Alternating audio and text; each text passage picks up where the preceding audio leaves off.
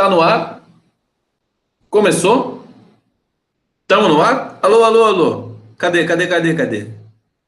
Cadê o meu coraçãozinho? Ih, não tem ninguém aqui hoje. Ah, então não vou falar nada.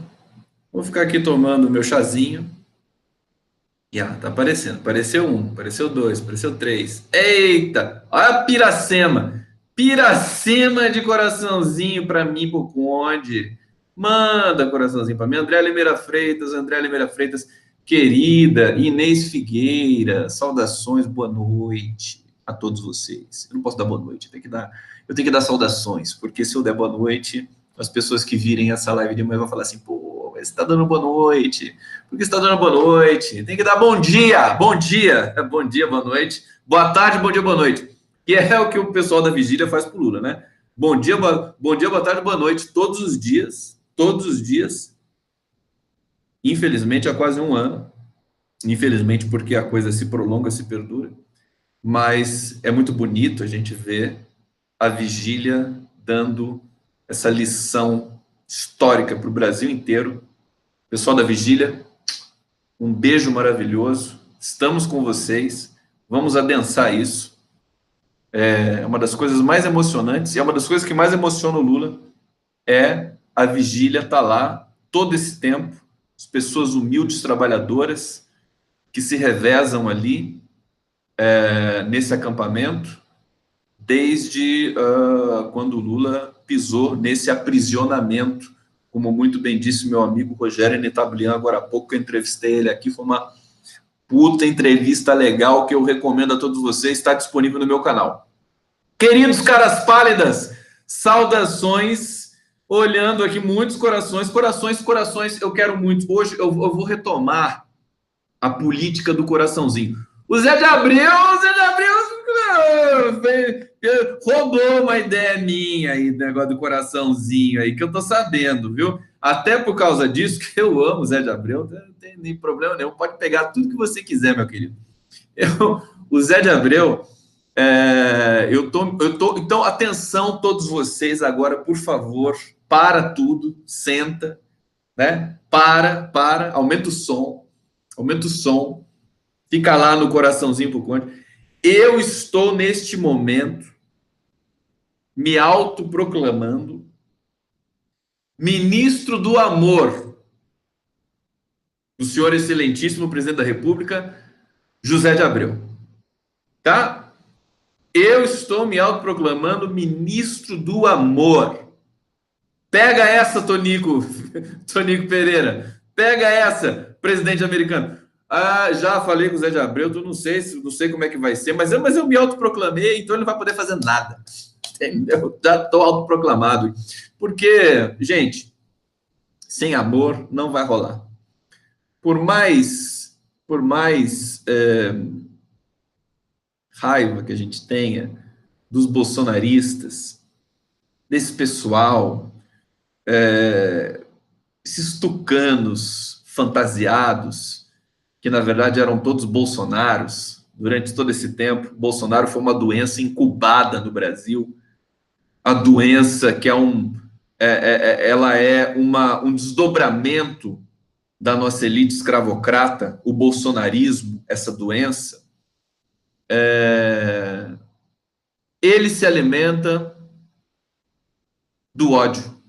Ele se alimenta do ódio. Então, nós não podemos sentir ódio. O que não significa que nós não podemos ter sangue no zóio. Não significa que nós temos de achar tudo bonitinho e que não sei o quê, e dar outra face. Não é isso. Não é isso. É que você sabe qual é que é o papo? Quer saber o papo reto do bagulho? É o seguinte: o amor incomoda demais esses bolsonaristas. Eles não toleram, eles se desconcertam quando eles se deparam com o amor. Eles não entendem o amor, eles não conseguem se integrar com o amor, eles padecem de uma capacidade básica de vivenciar o amor, o afeto, o sentimento. em grande medida, não os eleitores todos bolsonaristas, porque daí você tem uma heterogeneidade muito grande, mas os bolsonaros, essa família infame de milicianos que está no poder, os bolsonaros são pessoas interrompidas, são sujeitos interrompidos. Todos nós, sujeitos da história, somos sujeitos fragmentados. Nós somos sujeitos fragmentados. Aliás, já faz mais de 100 anos que o glorioso psicanalista alemão Sigmund Freud postulou essa máxima. Somos todos fragmentados. Somos fraturados enquanto sujeitos. Isso não tem problema. Isso não é uma questão, inclusive, premissa para você mergulhar no universo simbólico. Se você não for fraturado, você não vai enunciar, você não vai entrar no mundo da linguagem. Isso é uma coisa. São feridas, são dores, mas são condições para a existência, tá certo? Agora, interrompido é outra coisa. Sujeito interrompido, realmente, é aquele sujeito que não mergulhou de completo no universo da linguagem, justamente por não ter clareza diante das suas próprias fragmentações, eventualmente. Então, eles não... E daí você não consegue mergulhar no afeto, porque o afeto e o amor são decorrentes também da linguagem. É claro que o amor, o tato, né? Essa coisa corporificada, a aproximação, o cheiro, tudo isso tem a ver com amor, né? Não é só a linguagem, a cadeia significante, mas a cadeia significante também. Ela está ali trazendo um desdobramento das significações do amor na sociedade. E o amor que desapareceu da cena desde o golpe, na verdade, esse golpe foi contra o amor. Foi contra a mulher, foi contra a democracia, foi contra a soberania, mas foi contra o amor. Porque desde Temer e PSDB, você não tem mais essa dimensão do afeto no discurso político brasileiro. Senão, naquilo que nos sobrou como elemento democrático, que é o PT, os partidos de esquerda, genuinamente de esquerda, e o Lula, que está na masmorra de Curitiba, que é o maior emanador de amor que nós já tivemos na nossa história. É ali que brota o amor do Brasil. Então, eu acho, e eu senti isso quando a gente tem atentados contra a vida humana, como os que aconteceram em Suzano, na escola Raul Brasil, e esse de hoje, que ocorreu na Nova Zelândia, em algumas mesquitas, mais de 40 mortos. Tudo isso realmente te restitui a necessidade de estabelecer novamente, para todos nós, um sentimento, o afeto e o amor, para que nós possamos retomar o raciocínio, para que nós possamos retomar a nossa história, a nossa tentativa de construir uma civilização que ela vai fracassar, não tem problema, você vai errar, não tem problema, você vai ter alternância de poder, isso é importante.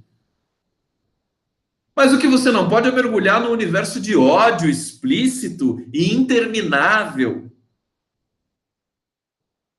E é por isso que a Ruth Lemos está lembrando aqui, né? É isso que falta o Ministério do Amor. Então eu me autoproclamei ministro do amor do senhor glorioso presidente da República, autoproclamado José de Abreu. Então, ministro do amor, conte, eu estou aqui e por isso que eu gosto muito dos coraçõezinhos e peço coraçõezinhos para vocês, né? É justamente para demarcar essa história do amor. O Zé de Abreu fez no Twitter, né? O Zé de Abreu é fantástico. Eu vou falar do Zé de Abreu um pouco hoje também, né? Porque o cara realmente ele traz uma informação nova para tudo que está acontecendo no Brasil. Ele fez um quiz, ele fez alguma coisa, ela falou, quem apoiar, tal, posta um coração aqui no meu Twitter. Aí postaram um monte de coração lá, roubou minha ideia, maluco. Então, tudo bem, não tem problema nenhum. O dele é coração, o meu é coraçãozinho. Coraçãozinho do Conde, coraçãozinhos devidamente encaminhados para esta live do Conde. Comecemos a nossa resenha, então, gloriosa deste dia. Hoje eu fiz uma coisa muito engraçada. Quem viu, viu. Quem não viu, não vai ver mais, né? Eu estou fazendo a super live todos os dias, às 13 horas e 13 minutos. Uma live rápida, indolor, de 13 minutos, para deixar demarcado, para servir de cinetinha da democracia, para lembrar todo dia, todo mundo, de como era bom no tempo da democracia brasileira. Eu vou ser esse cara que vai lembrar, né? E vou ser chato realmente o suficiente para irritar profundamente e para irritar aqueles que ainda têm a ficha em suspensão, que ainda ela não caiu, mas e para nós ficarmos em conexão com vocês, do segmento democrático, que me acompanham, para lembrar o Brasil todos os dias de como era bom ter democracia, de como era bom ter soberania nacional, de como era bom ter gente vocacionada e qualificada nos ministérios, de como era bom ter uma sociedade que buscava a inclusão, que buscava combater efetivamente a violência, as violências, as faltas, essas questões dos sujeitos interrompidos. Tinha uma política de saúde mental também para cuidar dessa área. Como era bom viver isso. Então, a Super Live, todos os dias, às 13h13, vai lembrar, vai trazer elementos do dia. E eu senti hoje que, galera, eu posso fazer o seguinte: eu faço um aperitivo da live que vai rolar à noite. Então, eu estou sentindo, a gente vai criando a linguagem, a gente vai criando os dispositivos e depois a gente vai aperfeiçoando. Então, acho que a Super Live pode ser assim um aperitivo, né? O que vai rolar na live do Conde de noite? Eu já digo tudo lá, aí vocês já vêm preparados para cá para a gente fazer e reforçar os nossos sentidos e analisar com um pouco mais de profundidade questões aí da cena política nacional. Eu acabei de conversar. Vocês estão me ouvindo bem? Hein? Estão me ouvindo bem? Cadê? Adriana Negreiros, Marli Afonso, Leila Druziani, Sandra Albernaz, Jorge Góes, Mônica Dias de Araújo. Vocês estão me ouvindo bem? Me digam, porque eu estou fazendo um teste. No Facebook eu sei que sim, querido. Um beijo. Obrigado. Vavaldo da Rosimira. Que lindo isso, Vavaldo da Rosimira. Que nome é esse? Adorei. Leila Ferreira. O som do Face eu sei que tá bom, mas eu quero saber do YouTube. Tá bom? Tá bom? Curtindo? Estão curtindo? Ah, então eu vou tomar um gole aqui do meu chazinho, na minha canequinha do 247 que eu ganhei do Léo Atush, ó. Querido amigo Léo Atush. Olha só. Sabe por quê, então, que eu tenho uma boa notícia para vocês? Se vocês estão me ouvindo bem, significa que amanhã eu vou tocar violão para vocês, porque eu consertei o problema do microfone e da captação do som aqui do YouTube, então, para vocês. Então, muito provavelmente, amanhã eu tocarei uma canção, voltarei a tocar as canções dentro da live, tá? E o que vai me deixar muito feliz. Portanto, o microfone deu certo, então eu fico muito feliz com isso. Depois eu vou fazer os últimos testes, só para ver se vai ficar direitinho. Vamos começar? Vamos começar. Então, o tema de hoje é o desmoronamento da Lava Jato, evidentemente, né? A gente vai trollar a Lava Jato hoje. A Lava Jato derreteu. A Lava Jato foi-se. Tem gente que achou que isso jamais iria acontecer. Tem gente que pensou assim, não vai acontecer nunca. Né? Lava Jato veio para ficar República de Curitiba e tal, né? Mas a Lava Jato, quem diria, foi para o inferno. Dallagnol agora é um investigado, queridos. O Deltan Dallagnol, aquele pastor, que por acaso também é procurador, ele está sendo investigado. O Alexandre de Moraes, que ninguém suspeite de nenhum tipo de admiração residual minha por ele, porque não existe, mas o fato é que esses atores, esses agentes, esses operadores do golpe, todos eles são golpistas. Mas tudo que começa acaba, tudo que vai vem, como diz o querido Lula. Então eles estão agonizando, eles estão conflagrados, eles estão brigando, eles estão disputando espaço, eles estão diante de um governo que não existe. Está acabando a água da Lava Jato, Pedro Campos, é isso mesmo. E eles estão, enfim, acusando a grande derrocada do golpe. A queda da Lava Jato, meus queridos amigos, caras pálidas, a queda da Lava Jato significa a queda do golpe. A Lava Jato, ela foi montada, todos nós sabemos hoje, concretamente, factualmente, que ela foi montada para impedir o Lula de ser o presidente depois de 2018. Foi especificamente para isso. Um dia nós vamos saber com detalhe como é que foi elaborado todo esse planejamento aí dessa operação. Uma operação política, uma operação seletiva, abertamente. Quem não se lembra? Eu quero saber quem aqui não se lembra do PowerPoint do Deltan Dallagnol. Uma das coisas mais humilhantes do ponto de vista cognitivo, você ter um procurador da República que se dá a humilhação de publicar um PowerPoint com aquela precariedade, inclusive visual. Eu me lembro, foi uma vergonha para o Deltan Dallagnol aquilo lá. Uma vergonha. Eu me lembro que quando esse PowerPoint foi divulgado, a Folha de São Paulo acho que foi a primeira a divulgar. Estampou a foto, né? Foi uma espécie de palestra lá do Deltan Dallagnol, né? Colocou, estampou a foto na manchete. Eu olhei aquilo, não acreditei, copiei a foto, postei no meu Facebook. A minha amiga Gláucia Fracaro, historiadora de Campinas, professora genial, querida, ela falou assim: Gu, é sério? É fake, isso aqui é fake. Muita gente achou, quando apareceu o PowerPoint do Deltan Dallagnol, que aquilo era fake news. Falou, o cara jamais ia fazer uma coisa dessa. Tinha erro de português, inclusive, lá, né? Porque, assim, foi tão avassalador a vergonha daquele PowerPoint, com o Lula no meio, o sol, e aquelas flechinhas saindo do lado, né? Aquela coisa toda. Foi tão humilhante, foi tão arrebatador do ponto de vista da humilhação de um autor, que aquilo nem estudante do ensino fundamental tem coragem de apresentar um negócio daquilo. O estudante do sexto ano me apresentar um negócio daquilo lá, ele vai fazer de novo. Pega isso aí e vai fazer de novo. Então, quando apareceu, ninguém acreditou. Então, passou batido até o erro de português. Eu não me lembro qual que era o erro, mas tinha erro de português ali.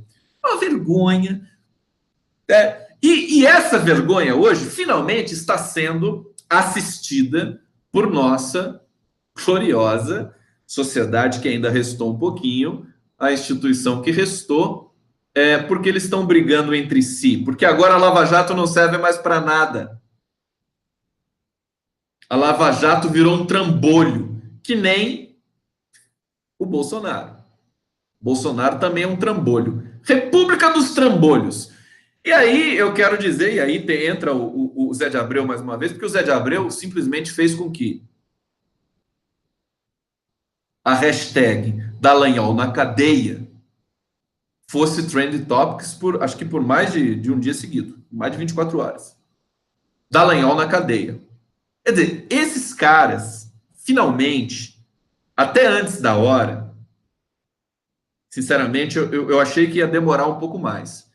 Mas eles foram desmascarados pelo próprio apodrecimento da própria operação, do governo Bolsonaro. O Moro aceitando ser ministro foi uma ejaculação precoce do Moro também, quer dizer, uma antecipação de tudo, se exonerou do cargo de juiz. Quer dizer, agora ele está exposto.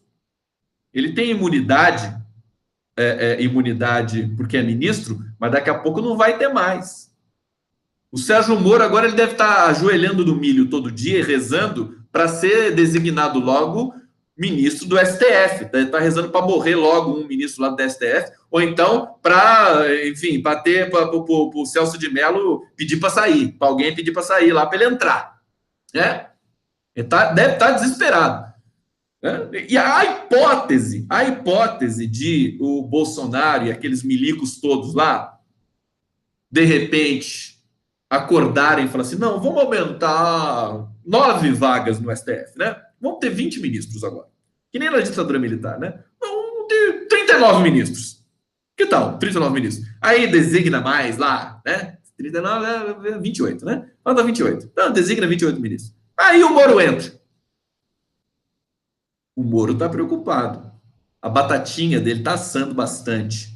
Caiu no descrédito absoluto, Dallagnol no descrédito absoluto, a Lava Jato no descrédito absoluto. Eles estão sendo investigados agora por quê? O STF, queridos, também sentiu a água bater na bunda e reagiu. Né? O Dias Toffoli reagiu e está tudo muito misturado nesse momento. Está tudo muito misturado. A cena é muito complexa, tá? Porque o STF ele tá resistindo.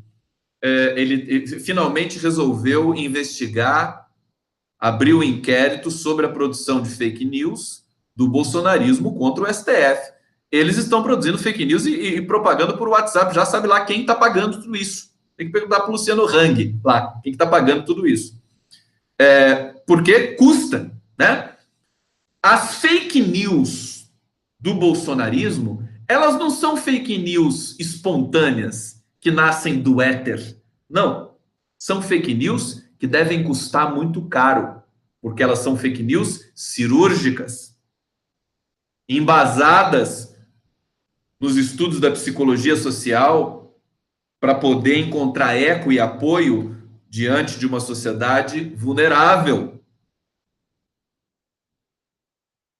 Então, a Patrícia Campos Mello, aquela jornalista da Folha de São Paulo que tinha denunciado os disparos em massa do WhatsApp pelo bolsonarismo, por empresas, todo mundo que falou disso largamente no ano passado, durante as eleições que levaram a esse desastre ao governo, ao Planalto, isso tudo está aí, tá voltando a acontecer. E como o STF pode ser tutelado, pode ser golpista, mas não é idiota, ele já está se precavendo para não ser vítima das fake news, que o Fernando Haddad foi vítima, que o PT foi vítima, inclusive durante muitos anos, não só no tempo das eleições. Então a gente está vendo, de uma certa maneira, o naufrágio generalizado do golpe contínuo que se apoderou do Brasil desde da recondução da Dilma Rousseff ao poder. Tem gente sugerindo para o Dallagnol fazer jejum, né? Eu diria para o Dallagnol fazer um jejum para ver se ele não vai preso. Por quê? Não é difícil, a gente não pode subestimar a história. A imagem, a foto de um Dallagnol sendo preso e de um Sérgio Moro sendo preso deixou de ser um delírio e passou a ser uma coisa difícil.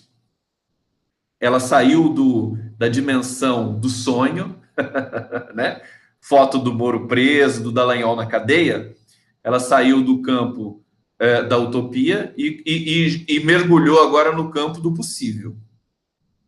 Porque realmente a Lava Jato deu um passo que eles não poderiam ter dado, que foi muito maior que a perna deles, que é que foi a criação desse fundo de 2,5 bilhões e que acabou de ser bloqueada pelo ministro Alexandre Padilha do STF. Então o cerco está se fechando. O cerco está se fechando. A imprensa disse hoje que o cerco está se fechando para o Facebook em função do atentado da Nova Zelândia. Besteira.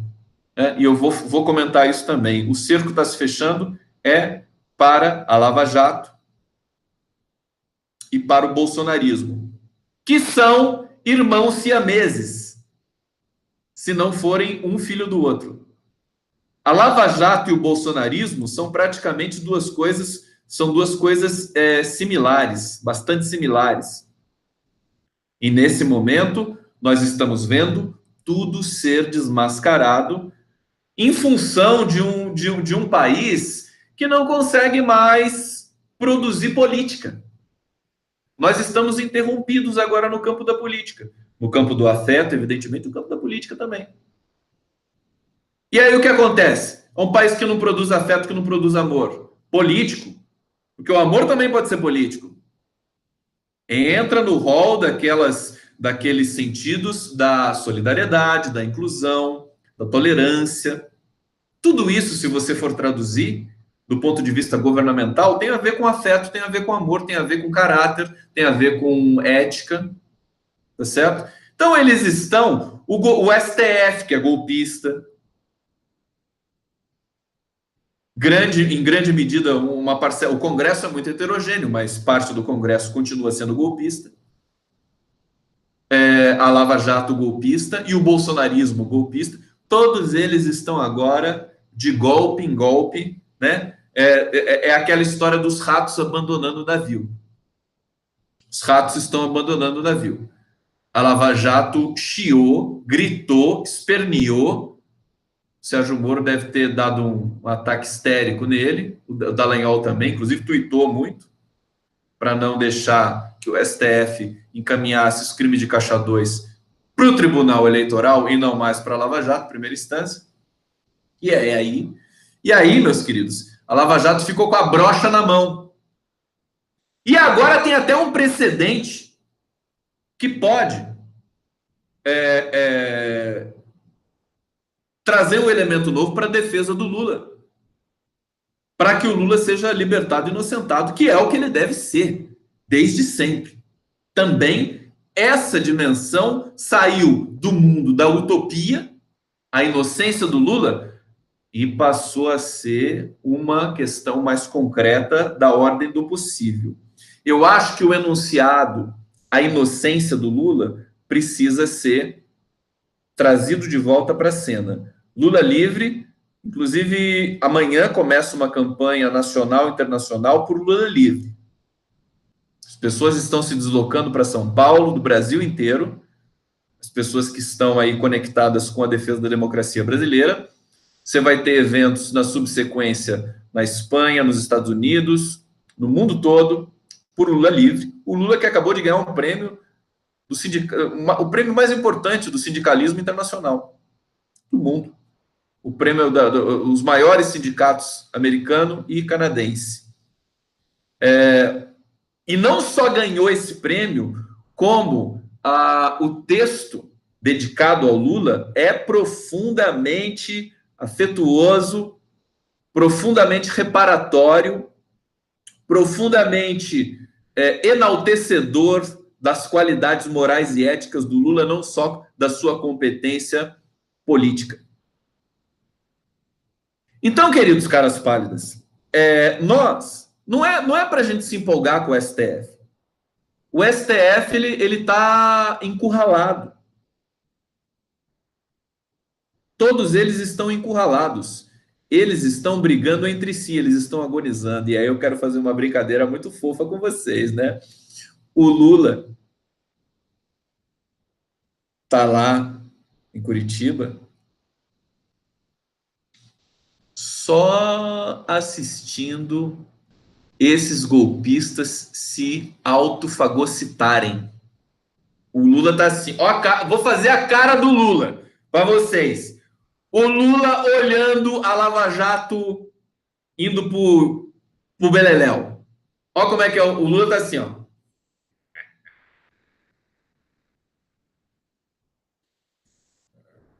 Assim, tá? Ó, comigo. Faz a cara do Lula. Faz a cara do Lula olhando pra Lava Jato. Agora uma cara mais assim, né? Avisei, né, seus animais? Avisei para vocês, né? Eu não tenho que provar minha inocência. Vocês me foram mexer comigo?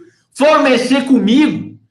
Eu não sou político qualquer, meu filho. Eles acharam que o Lula, a Lava Jato, achou que o Lula fosse um Aécio Neves, fosse um Zé Serra, um Fernando Henrique Cardoso. Não, para, não tem nada disso. O Lula é outro mundo, querido. Ele não vai negociar com um bandido, com banda podre da justiça. O Lula não vai fazer isso. Não fez. E por que ele não fez? É por isso que tudo foi ruindo sozinho lá e o Lula tá lá, protegido, tá? Porque daí a prisão ganha um significado de proteção para o Lula. Ele não fez parte de nenhum tipo de barganha, de negociata. A defesa dele tentou soltá-lo, mas com uma defesa absolutamente técnica. O Lula quer ser declarado inocente. Ele não quer uma tornozeleira, uma prisão domiciliar na base do favor. Então, queridos, o Lula está numa posição de proteção. Quando a pessoa, quando você tem um vulto político, uma expressão política que transcende completamente a normalidade, a superfície do universo da cena social de um país inteiro, tudo que está no entorno dele é modificado do ponto de vista semiótico e do ponto de vista semântico. Então, aquela prisão nesse momento, com a derrocada da Lava Jato, vira um camarote. Com o público que está lá dando bom dia, boa tarde, boa noite, que é a vigília Lula livre. Vira um camarote. O Lula assistindo protegido, que recebe as informações, a derrocada, o desmoronamento dessa operação criminosa que estrangulou a economia brasileira. O Moro virou um micróbio, o Dallagnol uma bactéria. Esses procuradores da Lava Jato é tudo protozoário para baixo. Com todo respeito ao protozoário, que não tem culpa de nada. E o Lula tá lá, né? Maior que, enfim, é uma coisa, é uma dimensão assim inalcançável, né? O Sérgio Moro finalmente encontrando o seu lugarzinho, né? Encontrando o seu lugarzinho. E aí, queridos, quando você tem o desmoronamento, que a palavra desmoronamento é forte, você tem um desmoronamento dessa dimensão, aí sobra para tudo que é lado. Aí você tem a mulher do Sérgio Moro também sendo acusada agora de fraude. Você vai ter um levantamento de um monte de coisa. Você vai ter o estresse político, que é ter enfim, não dá nem para chamar de presidente, que é esse Bolsonaro aí, o bolsonarismo conectado com milícias, cada vez mais complicada, cada vez mais próximo da família Bolsonaro, as investigações sobre a morte da Marielle. Eu acho que vai ser um soco na cara do brasileiro. Porque nós já estamos vendo isso. Você imagina se o assassino de alguma coisa, um assassino de qualquer situação, sendo revelado pela imprensa, que morasse no mesmo condomínio de um petista, por exemplo, qualquer petista. Um escândalo. Tá, a elite brasileira. Eu tive o prazer de conversar agora há pouco com o Rogério Anitablian. Rogério Anitablian, ele é um membro dos Armênios pela Democracia, é um cara extremamente virtuoso, inteligente, tem uma verve, uma dicção, enfim, dá gosto de ver a argumentação dele. E ele está fazendo essa análise também, quer dizer, a elite no espelho. Ele falou do livro do Gessé Souza, A Elite no Espelho. A elite, nesse momento, ela está se olhando no espelho realmente com muita vergonha. Com muita vergonha. Nós estamos chegando nesse momento que demorou tanto e muita gente pensou que não iríamos chegar nunca. O momento em que essa elite brasileira, claro que ela não vai pedir desculpa, claro que ela não vai, ela vai simplesmente passar por um processo de osmose. Ela vai fazer uma mudança estrutural né? Para fingir que não tem nada com isso. Mas pode ter certeza que a vergonha é grande.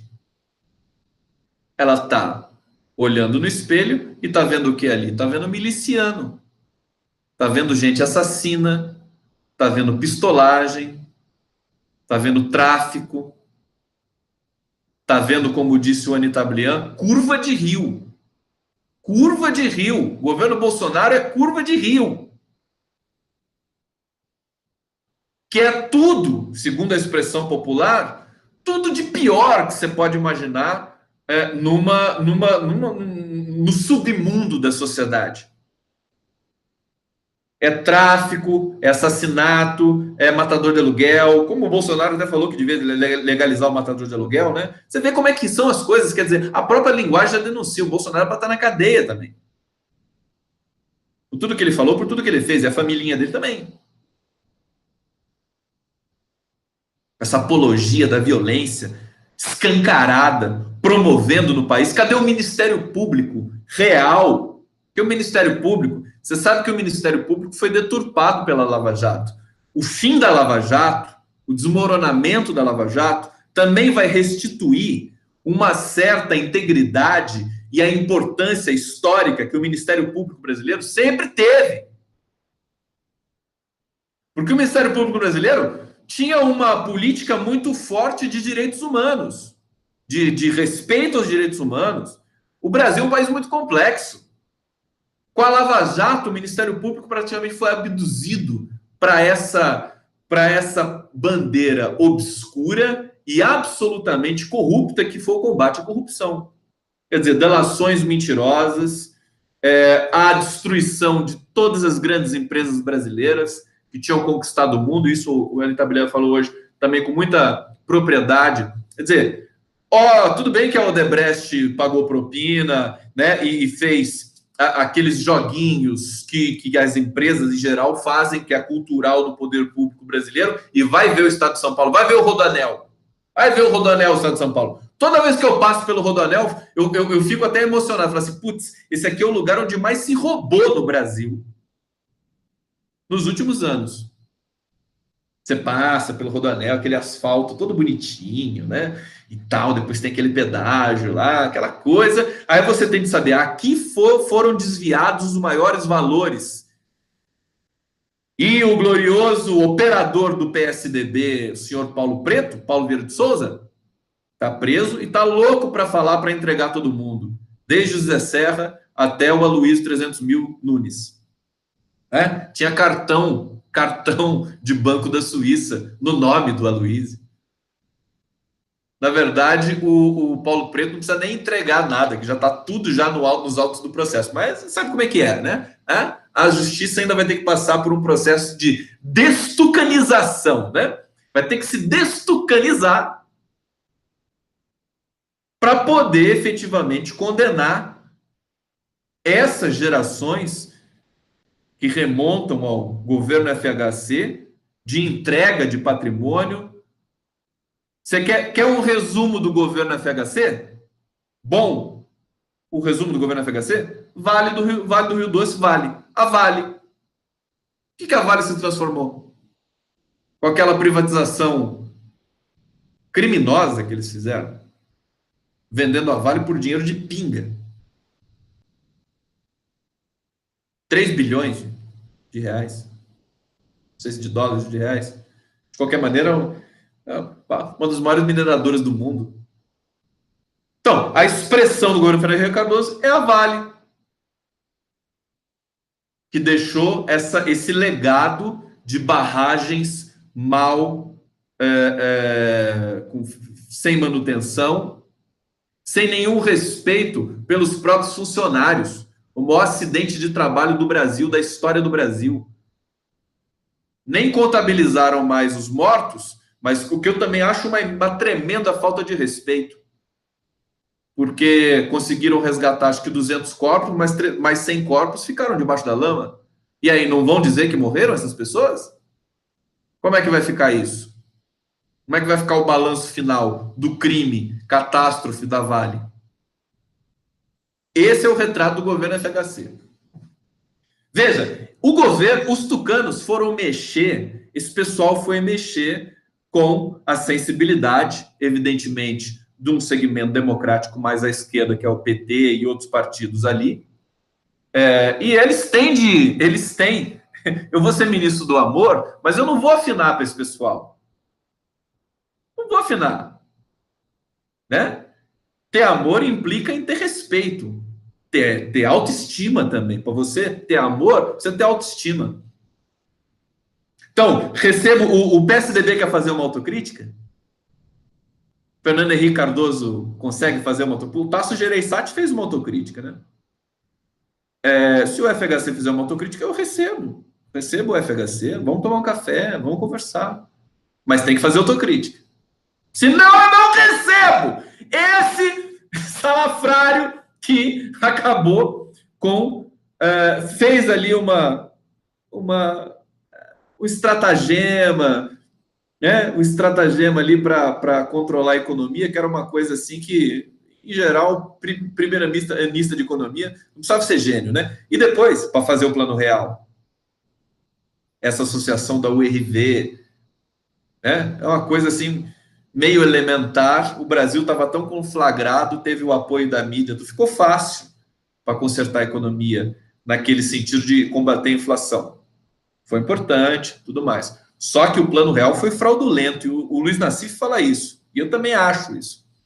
Enriqueceu muita gente, né? E jogou na miséria muitos outros também. Claro que, no conjunto geral, controlar a inflação num país como o Brasil, que vinha de uma hiperinflação já histórica e estrutural, foi um feito importante. Mas fazer só isso, ficar só nisso, quer dizer, o PSDB falava isso, controlou a inflação. E aí? Mas e aí, cara? Você ficou só nisso? Faz alguma coisa. Faz uma política, pelo menos, de investimento. Né? Então, nós temos um cenário hoje que é um cenário um pouco da lei do retorno. E eu acho que o desmoronamento da Lava Jato é muito importante para o Brasil. Acho que nós temos de observar isso com muito cuidado. Bom, deixa eu dar uma lida aqui nos comentários do YouTube, porque para vocês não reclamarem, pô, onde não vê, não sei o que, não, vamos ver, porque eu fico aqui no brainstorm, mas eu quero saudar vocês também, né? Vamos ver aqui, tururu, Conde querido, sabe que o Moro enviou alguns procuradores da Lava Jato para os Estados Unidos. Será que é para receber novas orientações? Marília Grock Marques. Olha, não estou a par dessa informação, mas eles estão realmente desesperados, né? A Lava Jato, a gente percebeu na própria leitura corporal de um Dallagnol, de outros procuradores, o Diogo Castor, né? As declarações, estava tudo ali, tudo marcado um desespero pelo momento que acabou se aproximando. Quer dizer, veja, aquela história Deus escreve certo por linhas tortas é infernal, né? Porque ela acaba acontecendo, né? Uma coisa impressionante. Porque se o Haddad tivesse ganho as eleições, a gente seria um processo muito difícil, né? Porque você ganhar a eleição de quem não sabe perder é complicado. Esse é um ponto que atrapalhou bastante a democracia no Brasil. Você ganhar a eleição de um competidor respeitoso, íntegro, democrático, é uma coisa. Você ganhar uma eleição de um mau perdedor, que não tem caráter, que mente, que cresceu mentindo, que baseia todas as suas ações na mentira, é perigoso e complicado.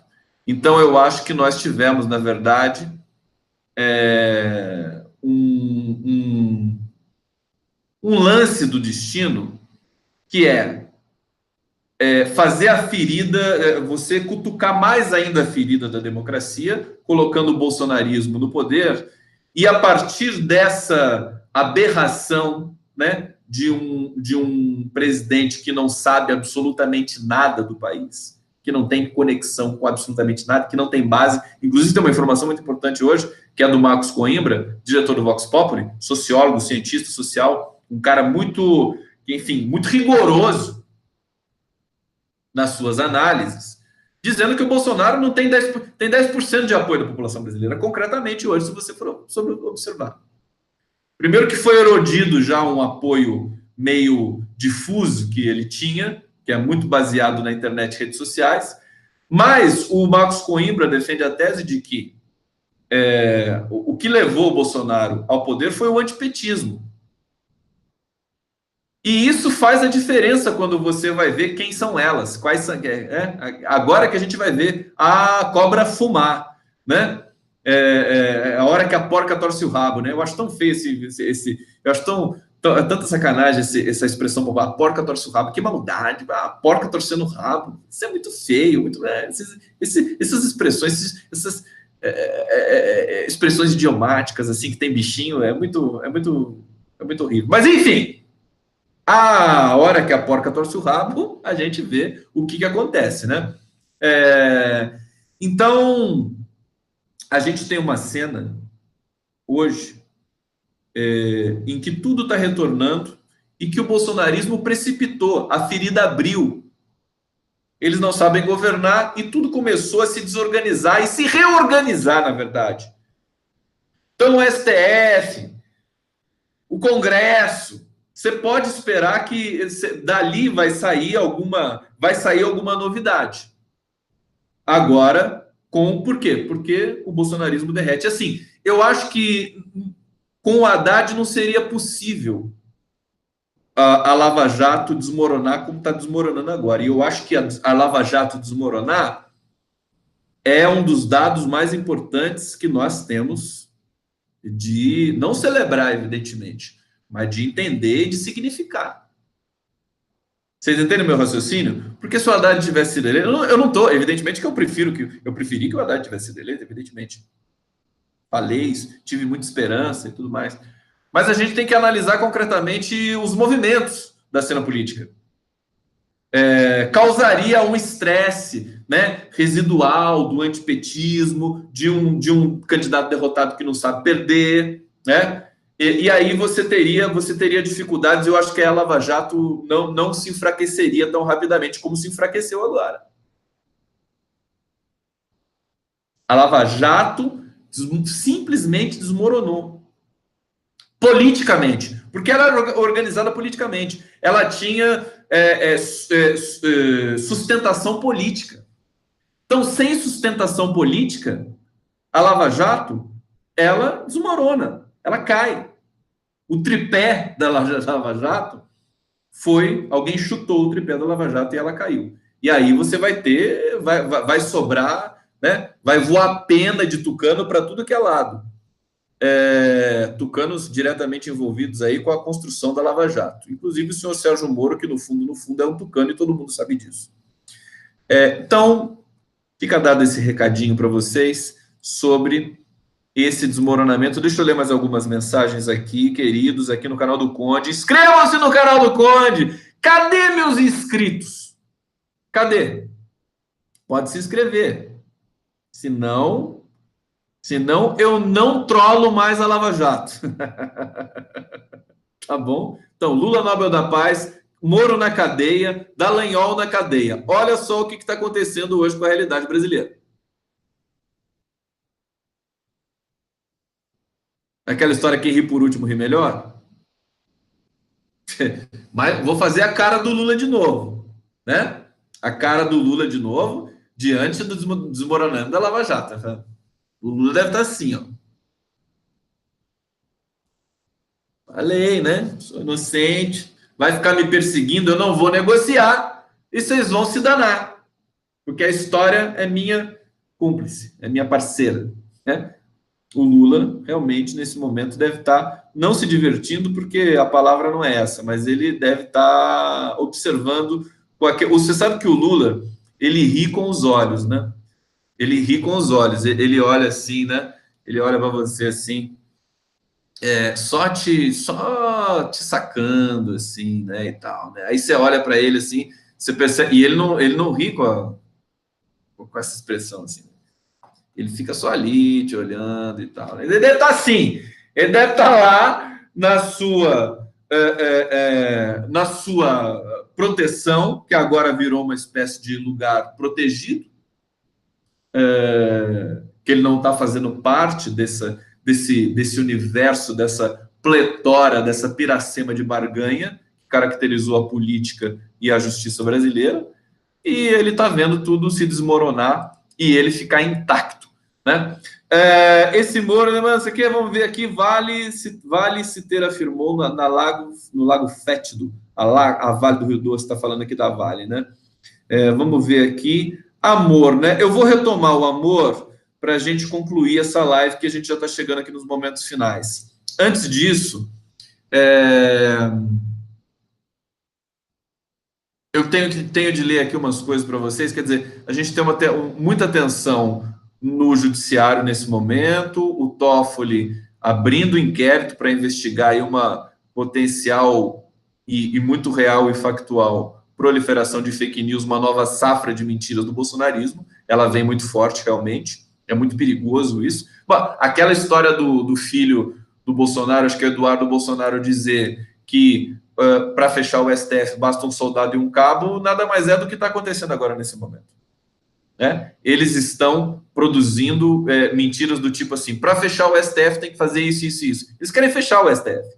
São delírios, mas assim, que chegam na população vulnerável por WhatsApp, periferias, população que não tem tempo para se informar, como nós que aqui temos muita informação pela internet, não tem tempo de cruzar os dados, porque nós cruzamos, não aceitamos assim de bom grado nenhuma fonte única nunca. Não, a gente cruza. Sempre tem que cruzar a informação, tá, gente? Isso aqui é uma dica, assim, para sempre. Né? Você pode ver uma notícia no teu blog preferido. A probabilidade dela ser factual e real e uma leitura correta é muito grande, mas nunca deixar de fazer a devida contemplação em toda a cena digital. Isso eu digo para vocês, assim, de maneira muito tranquila. É importante você, inclusive é importante você também dar o tempo para algumas notícias que podem soar suspeitas. Muitas vezes chega para mim, para fazer edição no 247 e tudo mais, uma notícia assim que, pô, parece maravilhosa para a democracia. Mas é preciso você esperar um pouco para ver se ela se confirma, antes de publicar. Isso faz parte aí do trabalho de jornalista de realmente oferecer um produto mais com um pouco mais de qualidade para o consumidor, tá? Então, tensão nesses meandros do Poder Judiciário, eles estão em conflagração. Nesse sentido, a esquerda tem mais uma janela para se consolidar como portadora do discurso pela volta da democracia, pela inocência de Lula e Lula livre, e pela volta do amor e a volta do afeto. Acho que esse é o ponto. Eu acho que a questão do afeto ela é importante justamente porque quando a gente fica impactado, impressionado com o recrudescimento, o aumento da violência. E aí eu fiquei pensando, uma das coisas, por exemplo, que o Zé de Abreu estabelece, que estava fazendo um pouco de falta, que eu acho que ele traz, mas é porque eu acho que o amor, o afeto, ele tem, na verdade, ele tem uma dimensão passional. A gente precisa da passionalidade. Porque o ódio não é passional. Esse ódio que eles propagam, que o bolsonarismo propaga, é um ódio que é terrorista realmente. É um ódio das entranhas. Ele não tem... A passionalidade tem uma outra dimensão. Porque ela dialoga um pouco com o amor. Esse ódio deles está apartado de toda qualquer relação com um sentimento positivo com relação ao seu outro. Né? É a aniquilação total e absoluta, a negação de tudo, a negação da linguagem, a negação da política, a negação da vida. Então, é uma situação muito grave. Eu estou dizendo isso porque o Zé de Abreu, por exemplo, ele não afina para um bolsonarista que vá provocar ele, ou o próprio Bolsonaro que disse que vai processar, ele fala assim, processa seu tenente de merda. Eu acho que isso não é ódio. Quando o Zé de Abreu diz processo ou tenente de merda. Isso é ter autoestima, é se dar o respeito, é dar o tom e não se intimidar com esse tipo de protocolo de força. A linguagem, nesse sentido, ela é infinita e não pode ser caracterizada, não pode ser colocada numa caixinha. Então, aquelas máximas que nós escutamos desde os avós, dos contos de fadas, tudo mais, porque tudo isso é discurso, tá? Conto de fada, o folclore, o ditado popular, o amor vencerá, a verdade vence no final, o amor vence no final, tudo isso é muito semiótico, tudo isso é muito técnico. E, na verdade, procede. Se você quer entender como uma sociedade funciona, vá nos ditados populares.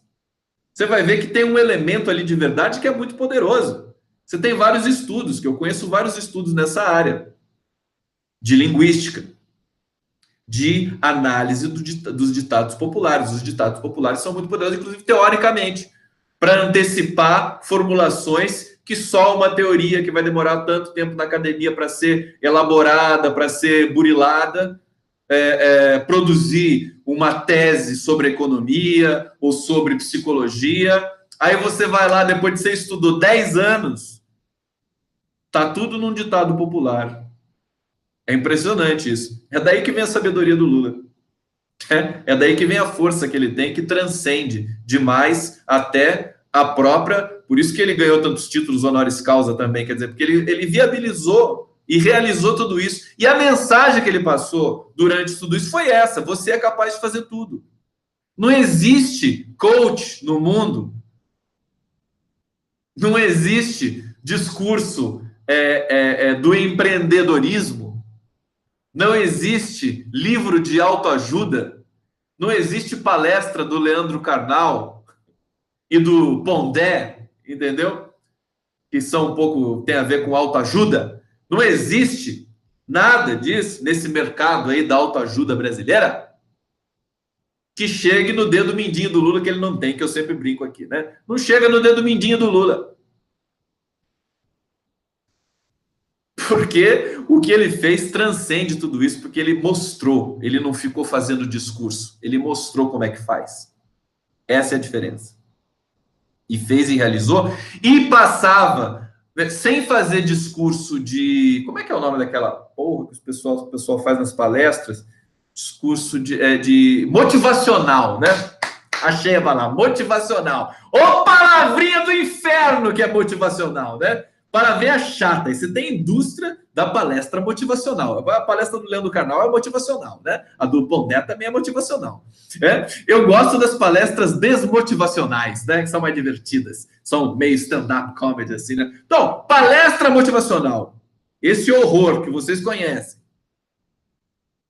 Então, o Lula, nenhuma palestra, pode juntar todas as palestras motivacionais do mundo, não vai dar o que o Lula produziu enquanto político, enquanto ator social. Por quê? Porque ele deixava a população sabendo que todo mundo poderia chegar onde ele chegou. Você passa a experimentar, enquanto sujeito da história, parte do povo trabalhador brasileiro, e do mundo todo também, hein? O Lula transcende o Brasil. Que você pode, sem ter feito uma pós-graduação em Harvard de Economia, sem ter feito, sabe, toda essa a livre docência em Sorbonne, na França, você pode produzir muita tecnologia, tanto científica quanto social. Você pode chegar muito longe. Você pode mudar a vida das pessoas e a sua própria. Então não existe palestra motivacional que vai fazer. Por isso que o Lula, entendeu? Depois que deixou o governo e venceu o câncer, com muita coragem, como habitualmente só ia acontecer com o Lula, era um dos palestrantes mais requisitados do mundo. E a palestra dele, acho que o valor era de R$200 mil a palestra, $200 mil, não sei. Era uma das palestras mais caras do mundo, como as do Bill Clinton, como as do Obama hoje. Por quê? Porque o Lula né? E aí a Lava Jato vai lá e faz todo um estardalhaço com relação aos valores que foram obtidos pelas palestras que o Lula deu, que eram valores administrados pelo Instituto Lula, que tem hoje valores bloqueados pela Justiça. Olha o nível da perseguição ao Lula. Tá certo? E a gente vai chegando ao final da live. Então, eu queria deixar isso para vocês, delicadamente, que o amor implica também em você ter a consistência e se projetar sem se menosprezar a si mesmo, para poder apontar caminhos e para poder apontar que você respeita a democracia, para poder apontar que você pode perder uma eleição, que não vai ter problema, que você vai se aprontar para a próxima, para ser um bom perdedor, para ser um bom competidor. Isso é amor pela democracia, que está faltando hoje no Brasil, que está faltando em todas as dimensões e que promove, que provoca esse tipo de tragédia, como a tragédia de Suzano. O recado está dado. Eu agradeço muito a presença de vocês aqui na live do Conde. Um beijo muito grande. A gente vai se encontrar amanhã, tem a super live, 13h13, não vou errar o horário dessa vez. E que vai ser o aperitivo da live que vem depois. Um beijo muito grande a todos vocês. Inscreva-se no canal e até a próxima live do Conde.